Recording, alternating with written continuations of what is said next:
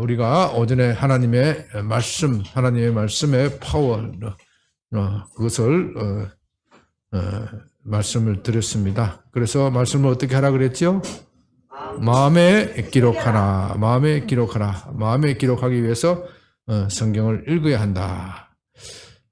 우리가 흔히 신령하다는 사람이 기도를 열심히 하는데 성경을 알리는 사람이 있어요. 성경을 알리는 사람. 성경을 읽기를 등한히 하는 사람은 꼭 나중에 결과가 별로 좋지가 못해요. 어그러진 길로 가고 나중에 시험 들고 자기뿐만 아니라 많은 사람들을 시험에 들게 해서 그렇게 어려운 지경에 빠지게 되는 겁니다. 사실 우리가 기도 많이 하시는 분들이 신령한 능력과 파워가 있죠. 신령한 능력과 파워가 있기 때문에 기도할 때 신유의 은사로 병을 낫기도 하고 여러 가지 고침을 받기도 합니다. 그런데 사실은 하나님의 말씀으로 고치는 것이 더 훨씬 좋습니다. 왜냐하면 신령한 파워와 능력으로 고침을 받은 사람들이 그들의 신앙이 고양되고 있다. 우리가 진리의 은사로 참 체험을 하고 신비한 체험을 해서 신앙이 고양되었다. 그렇게 하면 얼마나 좋겠습니까?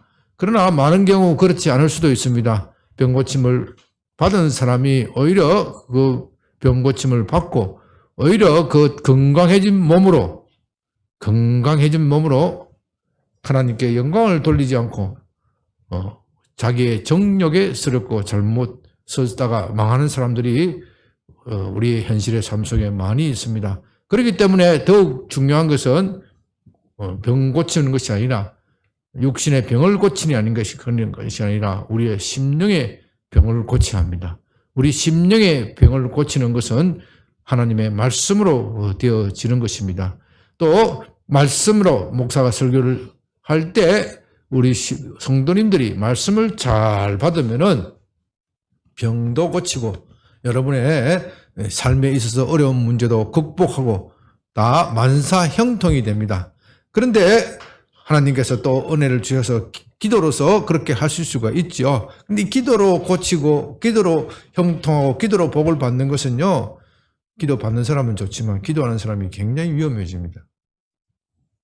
마치 능력이 자기에게서 나오는 것을 착각하기 때문에 자기가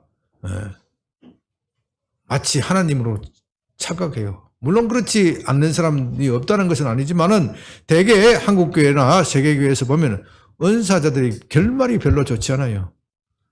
미국에도 파워, 능력 가진 사람, 신유의 파워가 간 사람들이 굉장히 많이, 그런 목사님들이 많이 있습니다. 그런데 그들의 삶은 미국에서도 똑같은 문제가 제기되고요. 하나님의 파워와 능력으로 심지어 말하면 수백억, 수천억을 번 목사가 있어요. 자가용 전용 비행기까지 다니면서 하는 거. 그러나 그 행실, 삶의 행실은 별로 본받을 게 없어요. 본받을 게 없어요. 그래서 믿지 않는 사람들로부터 손가락질을 받고 또 믿는 사람들도 저렇게 살아도 되는가? 그렇게 의심스러울 정도로 많이 있기 때문에 우리가 하나님이 교회 안에 신유의 은사와 능력을 주시지만 그러나 더 좋은 것은 목사가 말씀을 전할 때 여러분들이 심령이 고쳐지면 병도 어떻게 돼요? 고쳐지는 기적이 일어나는 거예요. 이거를 하게 되면은 목사가 자기가 파워로 자기의 능력으로 고쳤다고 하는 것이 아니라 하나님의 말씀으로 고쳤다고 말할 수밖에 없기 때문에 목사도 겸손해지고 그 말씀을 받는 성도들도 겸손해지는 겁니다. 오늘 본문은 바로 그것을 말하는 겁니다. 본문에 보면요. 사람이 흑암과 사망에 그들이 앉으며 공고와 쇠사슬에 매임은 10절에 하나님의 말씀을 거역하며 지진 자의 뜻을 멸시합니다. 여러분 이 사람이 믿는 사람일까요? 믿지 않는 사람일까요?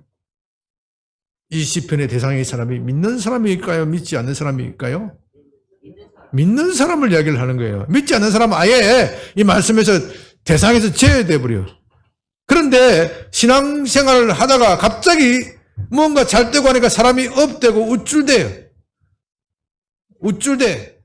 교회 안에서 충성하고 봉사하고 열심히 하다 보니까 성도로부터 사랑을 받고 또 목사님으로부터 칭찬을 받으면은 다 더욱 겸손해져야 되는데 이게 사람이 그렇지 않단 말입니다. 갑자기 업돼가지고 자기가 무슨 최고인 줄로 착각하는 사람이 있어. 그럴 때 하나님이 어떻게 해요? 흑암과 사망의 그늘에 앉으며 공고와 쇠사슬에 매인다. 사망의 그늘에 앉는다는 것은 뭐예요? 그렇죠.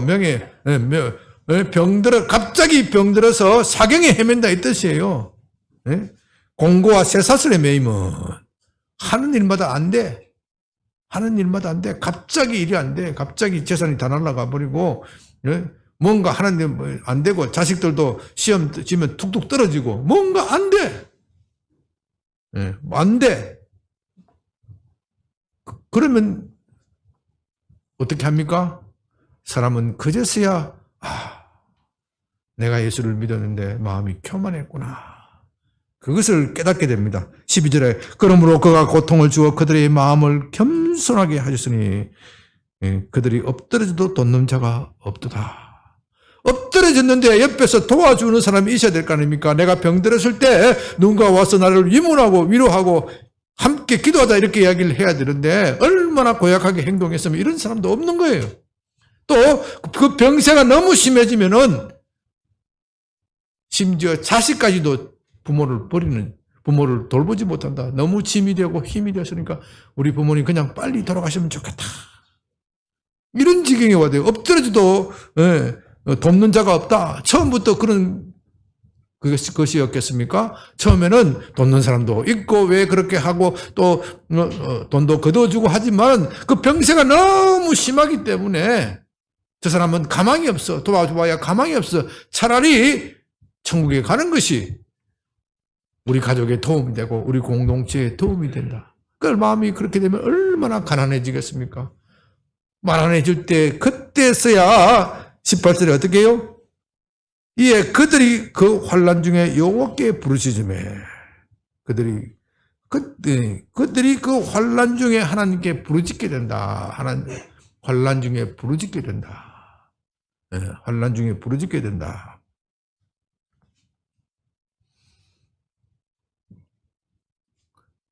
그가 여호와께 부르짖었다 하는 것은 평소에 믿음을 가졌던 사람이다 하는 겁니다.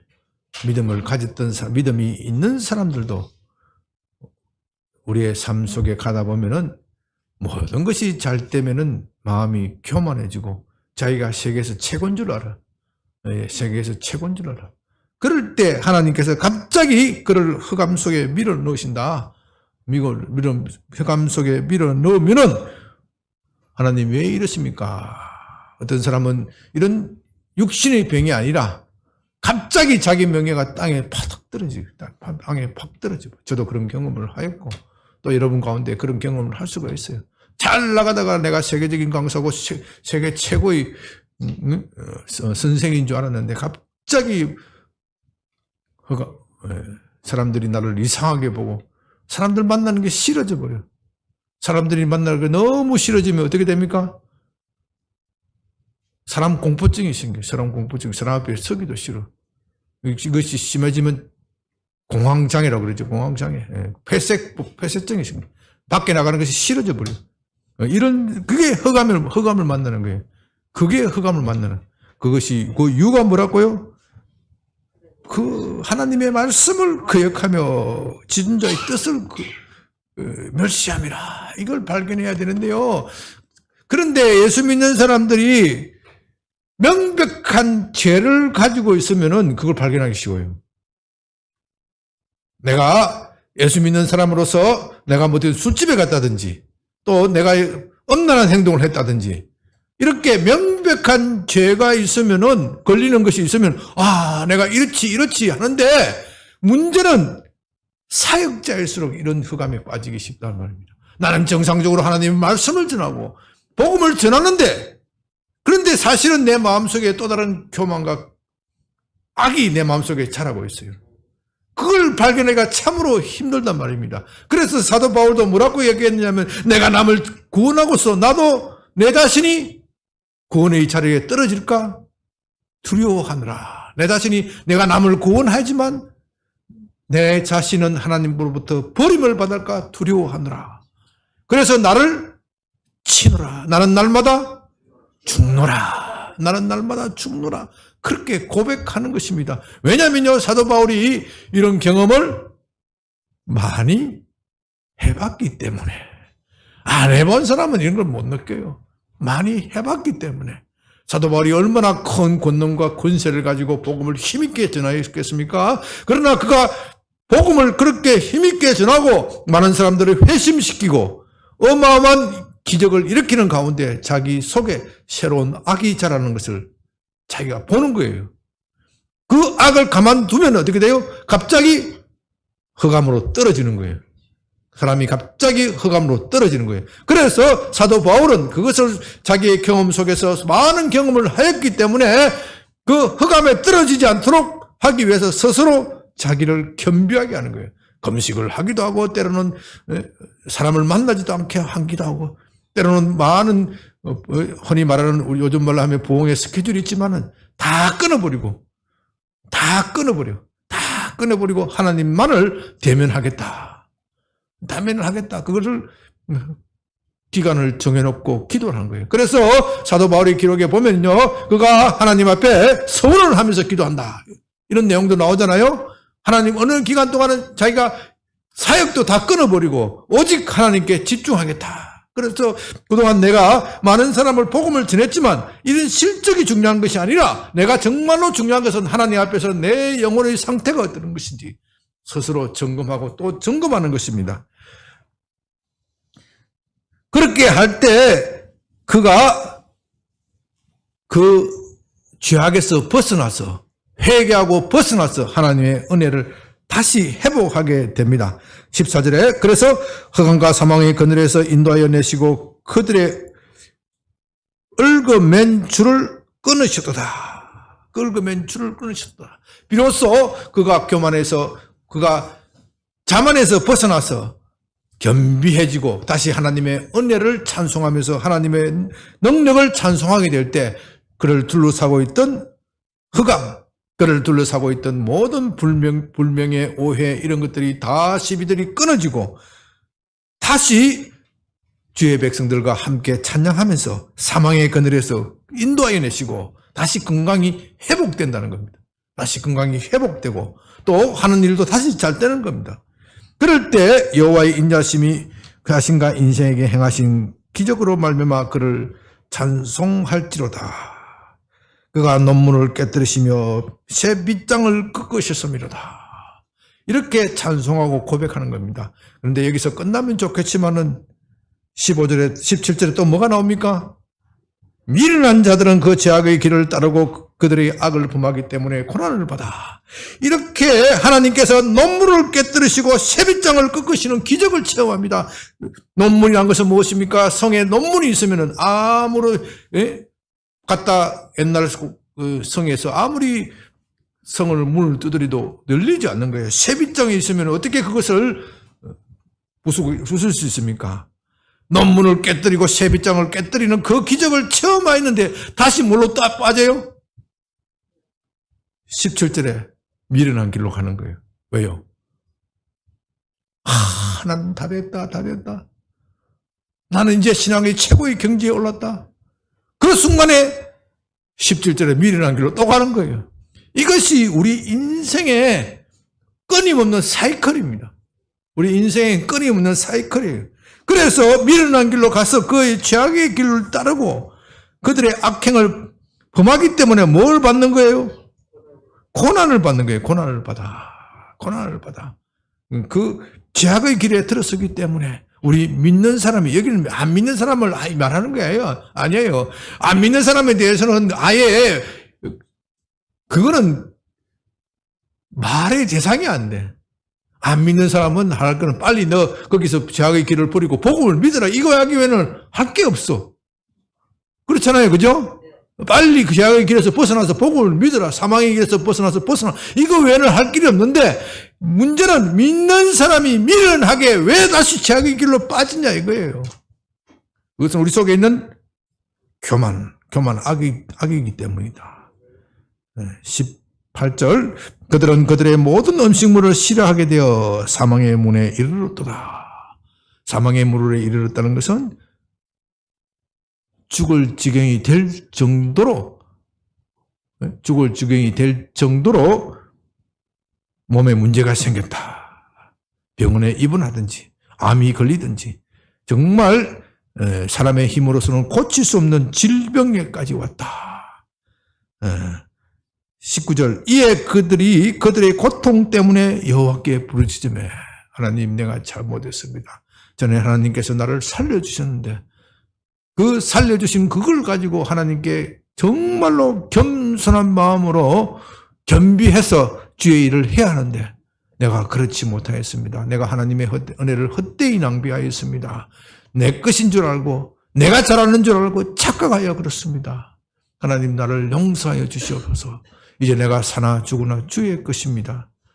이 부족한 것을 받아주시고 살려주시도 주님의 뜻이고 죽여도 주님의 뜻입니다. 나는 주님의 것이니 주님 나를 고치소서. 이렇게 할 때 하나님께서 그를 다시 고통에서 구원하시는데 어떻게 구원하신다고요? 10절에 그가 그의 말씀을 보내어 그들을 고치시고 위험한 지경에서 건지시는도다. 그의 말씀을 보내어 말씀을 우리의 마음판에 새기게 하신다. 그래서 이 말씀이 중요해요. 말씀이 우리가 신유의 능력이나 신비한 은사다가 있어서 기도받고 고치는 것도 중요하지만 더욱 기본적인 것은 하나님의 말씀을 배우고 익히고 그러는 동안에 우리의 심령이 강해지는 거예요. 심령이 강해지면요 육신의 병도 이길 수가 있어요. 심령이 약하면 육신의 병에 금방 자빠져 버리는 거예요. 심령이 약한. 흔히 말하는 의사들이 흔히 말할 때 무엇이 가장 병의 원인이냐? 무엇이라고 그럽니까? 스트레스. 심령이 약하면 스트레스에 금방 지는 거예요. 심령이 강하면 스트레스를 이기는 거예요. 심령이 강한. 심령이 강하게 하려면 말씀을 받아야 된다. 말씀을 보내어 그들을 고치고 위험한 지경에서 건지시는도다. 말씀이 우리의 잘못된 것, 우리 영혼의 잘못된 것을 지적하고 그것을 회개하고 그것을 고치게 만드는 겁니다. 그래서 이 말씀을 읽는 것이 참 중요합니다. 그런데 이 말씀을 읽을 때 주의해서 읽어야 돼요. 그냥 읽으면 안 돼요. 여러 가지 말씀을 읽는 방법이 있는데 요즘 성도들은 요즘 크리스찬들은 이 통독을 별로 잘 안 하는 것 같아요.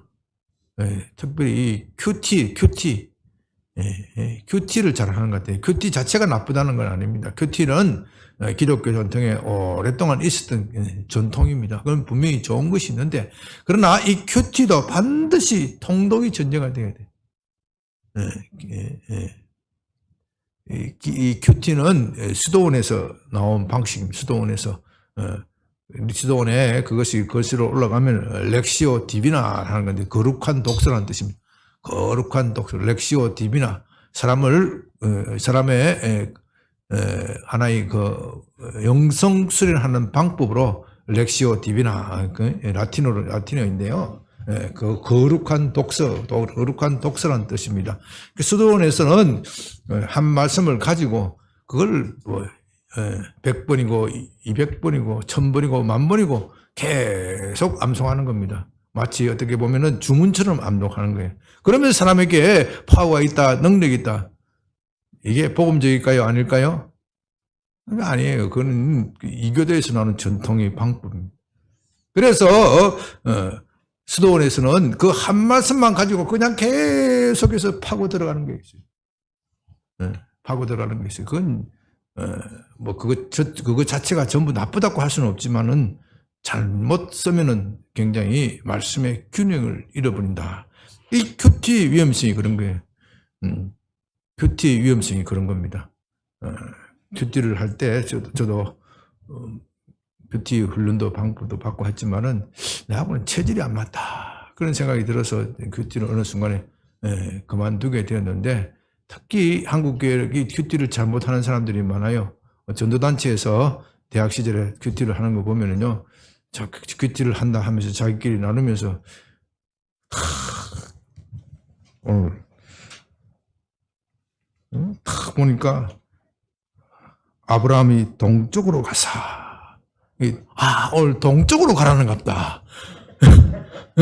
오늘 하나님의 뜻은 동쪽으로 가라는 갑다. 동쪽만 계속 쳐다보는 사람이 있어. 동쪽으로만 계속 가라는 걸 하는 사람이 있어. 아니, 큐티를 이런 식으로 한다는 사람이 있다니까요. 큐티를 이런 식으로 해서 하나님의 말씀의 본질은 왜곡해버리고 자기가 좋아하는 말을, 자기가 꽂히는 말, 그것만 딱 찾으라고 해요. 이 큐티의 위험성이 그런 겁니다. 우리 성경은요, 정말로 우리가 참 이해하기 어려울 정도로 다양한 사건들이 많이 있습니다. 하나님은 심플하시죠. 하나님은 단순하시죠. 하나님이 심플하시면서도 다양하십니다. 그런데 우리는 심플한 것을 잘 이해를 못하고 다양함 속에 있기 때문에 다양함 속에서도 하나님은 한 분이시지만 그 하시는 일은 너무나도 다양하시요. 그 한 분이신 하나님은 이 일을 할 때의 마음하고 저 일을 할 때 마음이 똑같으세요. 똑같으시는데 우리는 그걸 이해를 못해요. 우리가 성경을 보려고 하는 것은 그 하나님의 똑같은 마음을 이해하려고 하는 거예요. 왜 그러냐? 인생은 너무나도 복잡하고 다단해. 그러나 인생을 움직이는 한 가지 원리가 있어. 그 원리는 동일한 거예요. 부모가 자식에 대해서 사랑을 하는 마음은 하나지요. 거기에 두 개, 세 개 마음이 있는 것이 없는 겁니다. 그러나 어떤 때는 따뜻하게 해주다가 어떤 때는 어떻게 해요? 야단을 치기도 하고 어떤 때는 심하다 싶을 정도로 야단을 치기도 하고 어떤 때는 과하다 싶을 정도로 전부를 내어서 헌신하기도 하고 희생하기도 합니다. 그러나 그 마음은 몇 가지예요? 한 가지예요. 자식을 사랑하는 마음. 그 한 가지 마음을 자식이 붙잡아야지. 한 가지 마음을 자식이 붙잡아야 되는 것이지, 자식이 부모에게 찾고 발견해야 될 것은 그 부모의 한 가지 마음을 찾아야 될 것인데, 오늘 우리 아버지가 왜 이렇게 따뜻하게 했다가 내일은 왜 이렇게 험하게 해? 우리 아버지는 변덕이 심하셔. 이렇게 하면 돼요, 안 돼요? 안 되는 거예요. 그래서 우리가 성경을 볼 때도 그 아버지의 마음, 아버지의 뜻을 찾는 거예요. 하나님의 그 원마음, 그것을 찾고 내가 붙들어야 되는데, 하나님께서 상황에 따라서 오늘 내가 너에게 자비를 베푸느라, 너에게 친절을 베푸느라, 이렇게 그 말씀을 주셨는데, 내일도 그 말씀을 주실 거라 기대하면 안 된다 이 말이에요. 왜? 내일의 상황이 오늘과 다르기 때문에, 오늘과 달라서 내가 내일에 살 때 내가 잘못되고 유혹된 길로 가고 있는데 하나님께서 너 잘해서 격려해 주면 되겠어요? 안 되겠어요? 되겠어요? 안 되겠어요? 안 되죠. 그럴 때 어떻게 돼요? 하나님이 심하게 야단치는 거 꾸짖는 것을 들어야 되는데 큐티를 잘못하면 이걸 못 듣는단 말입니다. 왜요? 큐티는 자기가 잘못하면은 자기가 꽂히는 거, 자기가 마음에 드는 것을 찾아서 오늘 이것이 하나님이 내게 주시는 말씀이다. 이렇게 착각하기 쉬운 거예요. 중요한 것은 오늘 하나님이 내게 주시는 그 말씀이 아니라 하나님 아버지의 일관된 마음, 그것을 성경에서 발견하고 찾고 붙들을 때 그의 심령이 고쳐지는 거예요. 그래서 통독이 중요하다는 거예요. 통독이. 제가 신앙생활 할 때 또 여러 많은 분들을 경험한 분들을 저렇게 보면은 통독이 중요해요. 통독이. 교티를 하는 것도 이 통독이 전제가 되고 그 일관된 아버지의 마음을 이해한 다음에 구체적으로 파고 들어가야 되지. 아버지의 일관된 마음을 모르고 오늘 내 마음에 꽂힌다고 해서 그것을 붙잡고 있으면은 잘못하면은 신앙이 망칠 수가 있는 겁니다. 우리 신앙생활에 있어서 가장 중요한 것 중에 하나는 균형. 우리 몸도 그렇지 않습니까? 영양을 먹을 때 맛있는 것만 먹으면 어떻게 돼요? 반드시 탈이 나게 되어 있다. 먹기 싫은 것도 먹어야 돼. 반찬도 골고루 먹어야 돼. 반찬도 공고로 먹어야 돼. 밥도 정기적으로, 규칙적으로 먹어야지. 배가 고프다고 해서 잔뜩 먹고 배가 부르다고 해서 안 먹으면 영양 균형이 생겨서 탈이 나는 거예요. 그와 같이 하나님 말씀도 때로는 내가 보기 싫고 내가 참 읽기 힘든 부분이 있어요. 특히 레위기 가면은 얼마나 힘듭니까? 왜 제사가 그렇게 많은지 뭐 똑같은 내용 같아. 똑같은 내용 같아. 그런 것도 보기 싫더라도 먹는 거예요. 그냥 먹는 거예요. 은혜가 안 되지만 언젠가는 은혜가 될 거다 생각하고 먹는 거예요. 먹고 나면 나중에 다 그것들이 하나님 말씀이 그 당시에는 내게 필요 없는 것 같지만 어느 순간에 다 꽂혀가지고 그것이 영향을 발휘하는 겁니다. 음식을 먹으면요, 그게 다 영양으로 흡수되는 거 아니야. 대부분은 다 버려지죠. 버려지지만은 극소량의 그 영양소가 나를 지켜주고 나를 질병으로부터 강건하게 만드는 겁니다. 우리 약사님이 계시니까 잘 아시죠? 밥 잘 골고루 먹어야죠. 골고루 먹고 먹기 싫은 것도 먹고 그렇게 할 때 건강해지듯이 우리가 하나님 말씀을 먹을 때도 마찬가지. 그래서 여러분들이 오늘 제가 아침에 강조 드렸죠. 금년 성경 일독을 꼭 합시다.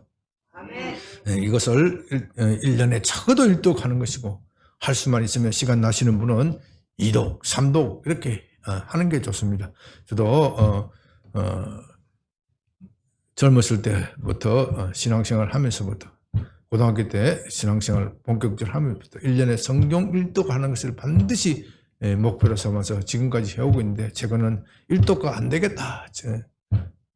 그래서 2독을 지금 몇 년째 하고 있습니다. 또 더 시간이 되면 3독, 4독을 하려고 그래요. 그거 쉽지는 않아요. 그래도 이것이 일생 동안 지속하게 되면은 보약이 된다. 보약 중에 최고의 보약은 밥 잘 먹는 거. 밥 잘 먹는 거. 그죠? 보약 중에 최고의 보약은 인삼녹용이 아니라 밥 잘 먹는 거. 그렇죠? 그처럼 우리 영혼의 보약은 하나님의 말씀을 별식으로 먹는 것이 아니고 꾸준히 계속해서 하루에 석 장 이상 정기적으로 먹는 거. 금년에 이것을 꼭 실천해서 복받는 여러분이 되시길 바랍니다. 하나님께서 우리의 마음을 고치시고 우리를 위험한 지경에서 건져내시고 모든 일에서 형통하게 해주실 줄 믿습니다. 우리 다 같이 크게 한번 주여 부르고 주여 내가 주의 말씀을 받았사오니 이 말씀을 내 마음판에 새기게 하여 주시옵시고 나도 금년에 성경 꼭 일독을 하겠습니다. 주 성령께서 나를 보호하고 지켜 주시옵소서. 다 같이 주여 한번 크게 부르고 기도합니다.